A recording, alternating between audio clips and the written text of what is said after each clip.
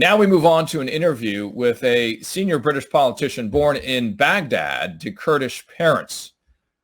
Nadhim Zahawi fled to the UK in 1976, and at the time only age 9. He co-founded the international internet-based market research firm YouGov and became CEO until 2010, after which he turned to politics. Now, Nadhim, he's been a minister for industry at the Department of Business, Energy, and Industrial Strategy since July 2019, and was given additionally a responsibility for the COVID-19 vaccination program as Minister for COVID-19 vaccine deployment in November last year. Ladies and gentlemen, it's so good to see you. Great to see you. Thank you for having me. Well, Nadhim, welcome to Anti-Racism Live. Thank you for being with us. Tell us why this day is important. Today is incredibly important because I think if you look at government, the civil service, so the people who run the machine, here in the United Kingdom, we know we need to make sure that the people who impact all of our lives look much more like us. So we had a audit of making sure that every department of government looks at its policies of how we are bringing in, attracting, reaching out, because sometimes people from different backgrounds aren't able to walk through the digital doors or application forms to get into the civil service. So we set up a unit in number 10 Downing Street, which does a lot of this work. We're doing the same with the vaccine deployment program. I launched an uptake strategy on the 30th of February. My biggest concern is that although in the United Kingdom, the vaccine positivity, the people feel very strongly about wanting to protect themselves, and amongst adults, according to the Office for National Statistics here in the UK, 94% of adults say they will very likely or most likely take the vaccine.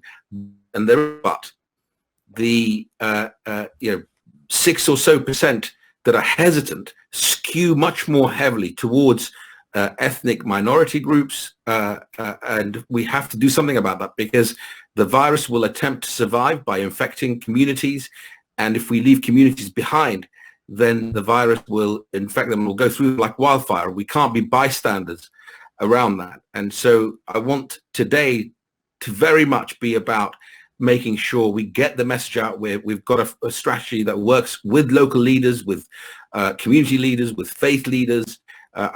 We've set up pop-up vaccination sites in mosques and temples and just religious places of worship, but also in homeless shelters and different parts of the community to reach out and bring everyone together. And this initiative from Jeremy Gilley, the brilliant friend of mine that I adore, and I'm privileged to say he's a friend, is just reminding the whole world how important this issue is, that every community is equal. Oh, he's okay, Mr. Minister, once in a while. We love him. Yeah, I must concur with you. I agree, but we don't want his head to get too big. No, he is a great chap. Mr. Minister, being an immigrant, I'm the grandson of 2 immigrants that came to the United States illegally. But the immigration story runs strong for both of our families. What makes this personal for you today when we talk about anti-racism? It is hugely personal. When I and my parents arrived on these shores back in the late 70s, one, I couldn't speak the language, and it took me about 8 months, as it takes most kids to be able to speak the language. I used to sit in the back of the class, didn't like to make mistakes because, kids can be, pretty cruel.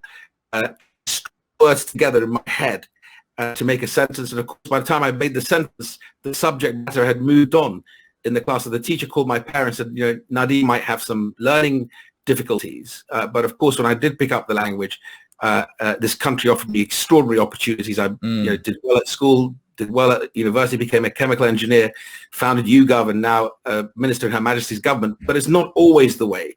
along that journey, there were times people where I came from and they called me names. I was called a Paki, and I had to politely say, look, if you mean someone from Pakistan, I'm not a person from Pakistan. I'm actually from a place called Kurdistan.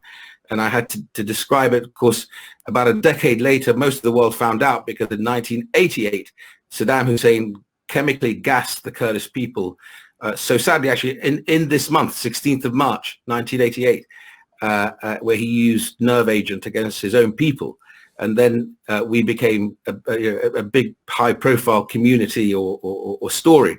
But nevertheless, you face those sort of everyday type racism. A comment, as I said as a child to you, calling you names, can make you feel pretty scared and lonely at times. And I think it's so important that we take the message out to all communities that actually we're all equal. There is no reason for us to discriminate or to hurt other people just because we're scared sometimes.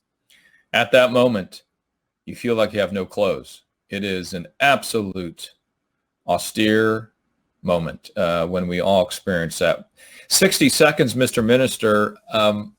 As you look at policy regarding industry, what can business do to fight back racism? I think really important is the disparity audit that we did in government. I referred to earlier, the permanent secretaries in government recognize that they are, too male and too pale. And I think in many ways, business needs to also grasp that nettle and think about the way they recruit, the way they bring people in. The BBC did something quite remarkable a few years ago when I was the children's minister, where instead of just putting stuff up online in terms of job opportunities, they actually went to the places where kids from particular minorities hang out and knocked on their door, metaphorically speaking, digitally speaking, said, look, have you thought about coming to the BBC? And they hadn't, of course, because their parents had never been working for the media or in government elsewhere in business. That sort of outreach is incredibly important, and I hope lots of businesses will do that. So well said. Mr. Minister, from one everyday guy here sitting in New York, thank you so much as a leader in government for telling your story. As you know, so personally, it helps others to see you express these stories with such honesty. Mr. Minister, thank you. Nadhim Zahawi, so appreciate your time.